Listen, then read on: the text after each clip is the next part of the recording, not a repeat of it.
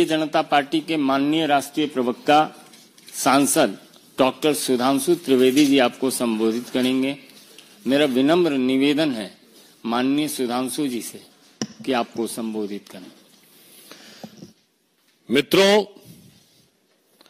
भ्रष्टाचार जिसकी सहज और स्वाभाविक प्रवृत्ति है, उस कांग्रेस पार्टी के अध्यक्ष पद से अब वो जमीन खिसकती नजर आ रही है। कांग्रेस अध्यक्ष श्री मल्लिकार्जुन खड़गे जी ने गंभीर रूप से उनके ट्रस्ट और उनके परिवार के द्वारा संचालित ट्रस्ट पर आक्षेप लगने के बाद आवंटित भूमि को लौटाने का जो निर्णय लिया है, ये इससे पूर्व कर्नाटक के मुख्यमंत्री श्री सिद्धारमैया जी ने यही किया था।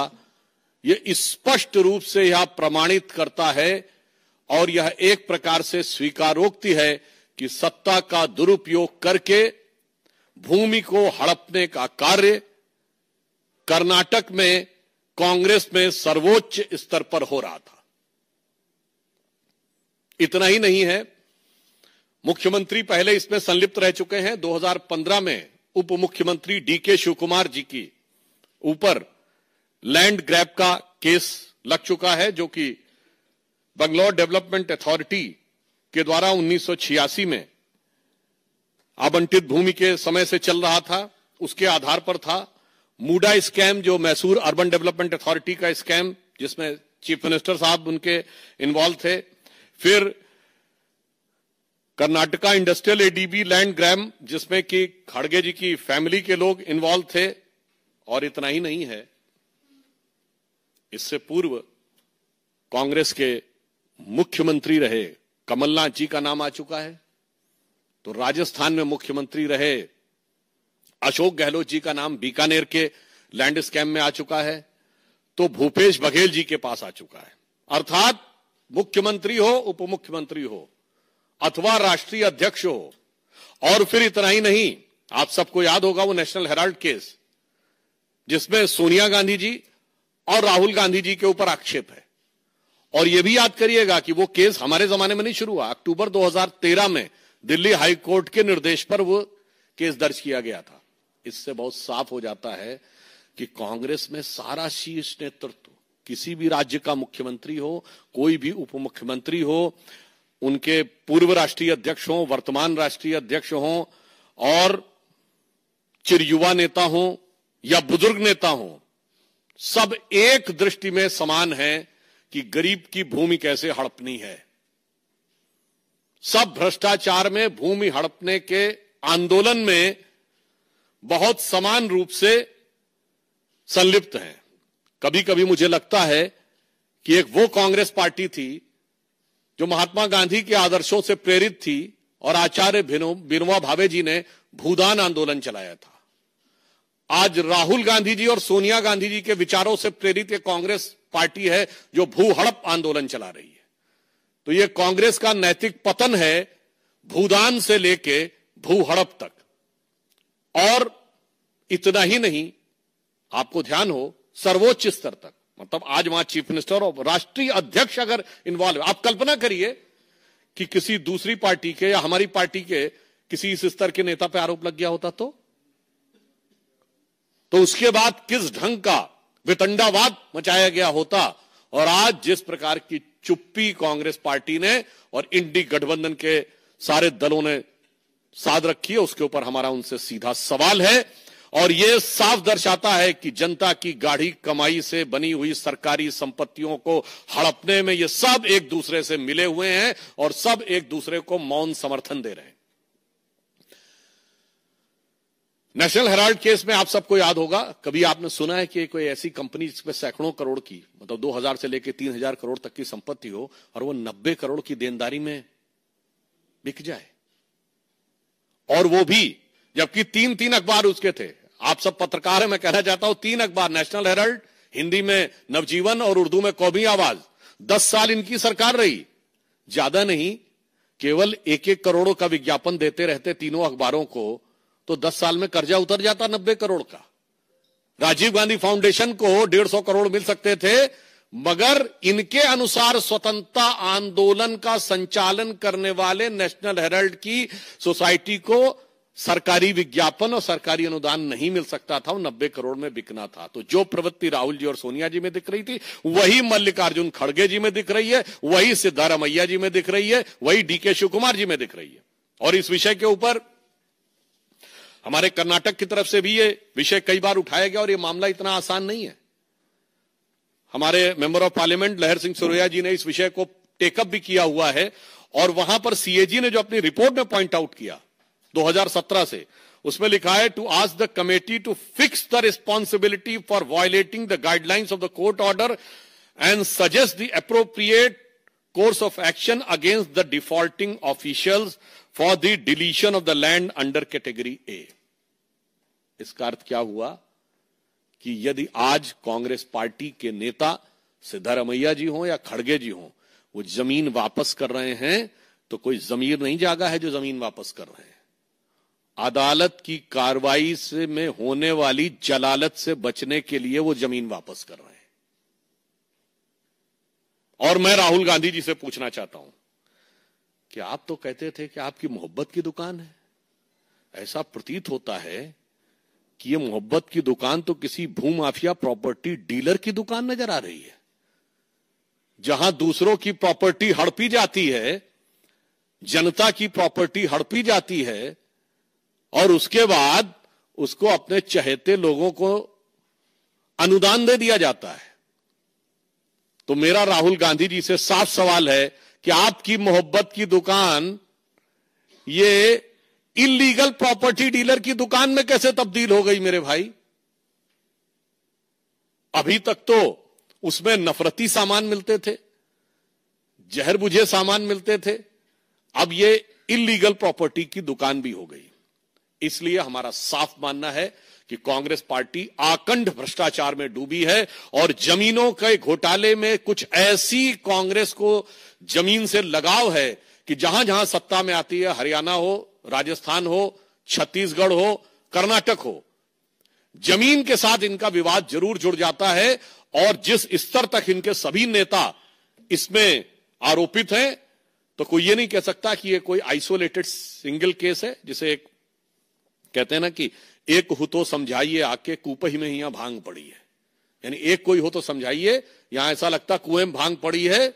या ये 99 के नशे में बहुत मदहोशी थी ना कांग्रेस की, तो ऐसा लगता है कि जमीन को देखकर तो उनको ऐसा लगता है कि जिसको देखो वही आज मदहोश है, आज तो मैं दीवाना गजब ढा गया। तो जब से वो दीवाना बने हैं जो जोश के साथ 99 के खुमार के साथ, तब से वो गजब ढा रहे हैं और जनता पे कितना गजब और कहर ढाया जा रहा है वो हमारा साफ है। इसलिए हम कांग्रेस से सवाल करना चाहते हैं कि आप बताइए कि नैतिकता के आधार पे जिन लोगों ने जमीन वापस कर दी, क्या उन्हें इस्तीफा नहीं देना चाहिए? जब आपने स्वीकार कर लिया कि यह जमीन गलत आवंटित थी और वह भी सीएजी की रिपोर्ट और कई कोर्ट की प्रक्रियाओं के शुरू होने के बाद, राज्यपाल के द्वारा परमिशन मिलने के बाद, तो कांग्रेस अध्यक्ष, कांग्रेस के मुख्यमंत्री और राहुल जी और सोनिया जी से मैं पूछना चाहता हूं कि सिर्फ जमीन वापस करने से काम नहीं चलेगा। ये बताइए कि अगर जमीन वापसी की है तो क्या नैतिक आधार पर आपको इस्तीफा नहीं देना चाहिए? धन्यवाद। प्रज्ञा,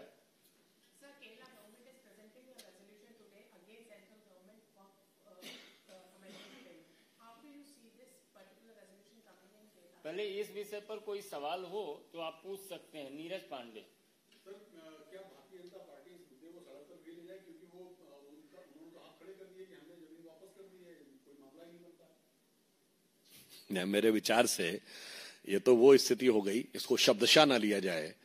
यदि किसी ने किसी की कोई चीज चुरा ली हो और एफआईआर दर्ज हो जाए, वो कहे मैंने वापस कर दी, तो मामला नहीं बनता है।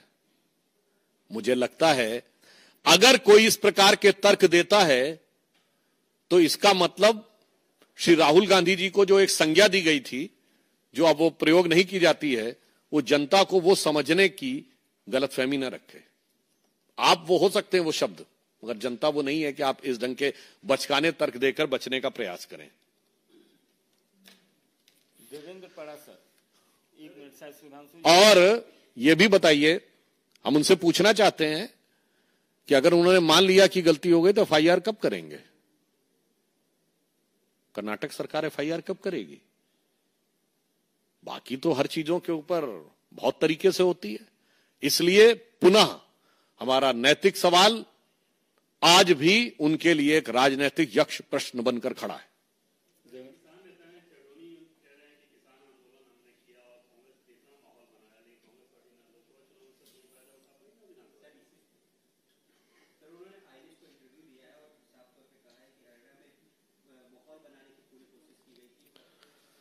देखिए, ये जो चंदूनी जी का वक्तव्य आया है, इसने फिर कांग्रेस की जमीन के अंदर क्या छुपा हुआ था वो उजागर कर दिया है। स्पष्ट रूप से वो कह रहे हैं कि हमने कांग्रेस के पक्ष में किसान आंदोलन खड़ा करके माहौल बनाया और कांग्रेस उसका लाभ नहीं ले सकी। और वो कई वैसे शब्द प्रयोग कर रहे हैं भूपेंद्र हुड्डा जी के लिए, जिसको हम यहां पर नहीं रिपीट करना चाहेंगे। मगर एक बात बहुत साफ हो गई, अब कांग्रेस की कलई खुल गई। बहुत साफ हो गया कि जिस आंदोलन को वो सहज और स्वाभाविक आंदोलन कह रहे थे, वो कांग्रेस के द्वारा प्रायोजित और पोषित आंदोलन था। ये आज के चंदूनी जी के इस वक्तव्य से साफ हो गया। वो राहुल गांधी जी के शब्दों में दूध का दूध, पानी का पानी हो गया। अब मुझे लगता है कांग्रेस को इसके बाद शर्म से पानी पानी हो जाना चाहिए। और एक बात मैं और कहना चाहता हूं, गंभीरता से सोचिए, ये पूरे मैं देश के करोड़ों लोगों को फूड फॉर थॉट के लिए कहना चाहता हूं, ये जितने आंदोलन खड़े होते हैं जो कहते हैं मैं गैर राजनीतिक आंदोलन हूं, सबका अंतिम लक्ष्य सत्ता होता है। केजरीवाल जी उसका उदाहरण थे, जिन्होंने कहा कि हम गैर राजनीतिक मुद्दे पे आगे बढ़े हैं और मौका पाते ही अपने अगल बगल वालों को किनारे करो, खट से जाके सत्ता की कुर्सी पे बैठ जाओ। और अगर देखा जाए तो पहलवानों के आंदोलन के साथ भी यही हुआ था, गैर राजनीतिक था, फिर कांग्रेस का समर्थन और फिर सीधे कांग्रेस के रिंग में ही जाकर उतर जाना।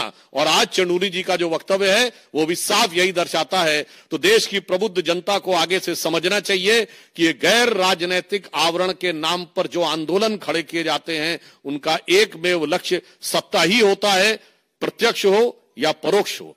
अब कांग्रेस पार्टी को इस पर सफाई देनी चाहिए जो उन्होंने जवाब दिया है।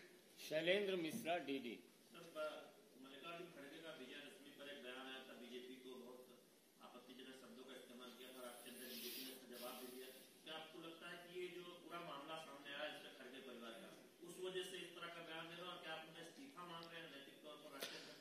मुझे लगता है कि अगर वो कांग्रेस पार्टी ये कहती है कि वो 138 साल पुरानी कांग्रेस पार्टी है, मैंने पुनः कहा, जो ये कहती है वो गांधी के आदर्शों पर चलती थी, जिस पार्टी के में कभी विनोबा भावे जी ने भूदान आंदोलन चलाया था, अब ये भू हड़प आंदोलन चला रहे हैं, इसके बाद भी ये इस्तीफा नहीं देंगे।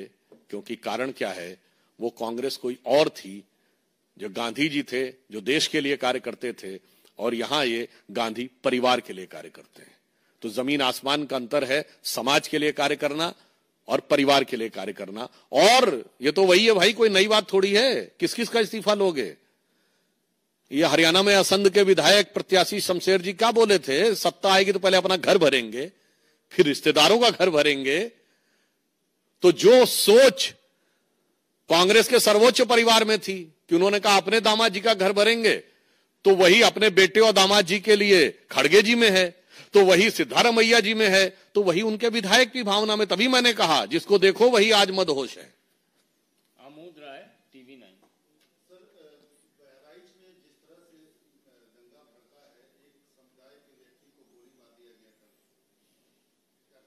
देखिए, इस पे उत्तर प्रदेश के मुख्यमंत्री जी ने बहुत कड़ाई के साथ कहा है कि जिन लोगों ने भी माहौल बिगाड़ने की कोशिश की उन्हें बख्शा नहीं जाएगा। मगर एक बात और गंभीरता से सोचिए कि ये किसकी ताकत बढ़ गई है जो पिछले कुछ समय से इस ढंग की घटनाएं देश में बढ़ गई हैं।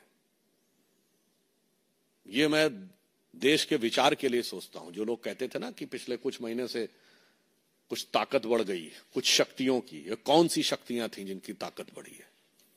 ये कौन सी शक्तियां हैं जो भारत को कमजोर करना चाहती हैं?